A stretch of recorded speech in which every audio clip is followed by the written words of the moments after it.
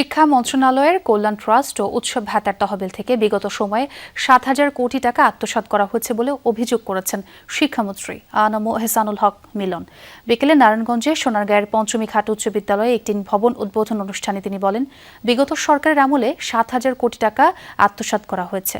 এর ফলে ২০২২ সালের পর অবসরপ্রাপ্ত অনেক শিক্ষক তাদের প্রাপ্য সুবিধা পাননি। প্রায় ৬৫,০০০ শিক্ষককে চলতি বছরের জুলাই থেকে ১ লাখ টাকা প্রদান শুরু হবে। এ সময় তিনি আরও বলেন, শিক্ষা খাতে এবারের বাজেটে ১,৩৬,০০০ কোটি টাকা বরাদ্দ করা হয়েছে, যা দেশের ইতিহাসে সর্বোচ্চ। এছাড়াও শিক্ষা খাতে বরাদ্দ জিডিপির ৫% উন্নীত করার উদ্যোগ নেওয়ার কথাও জানান তিনি।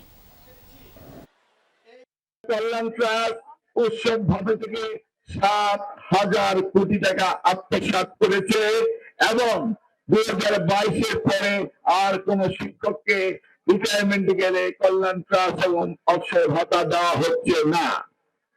এই বিষয়ে আমরা পদক্ষেপ নিয়েছি।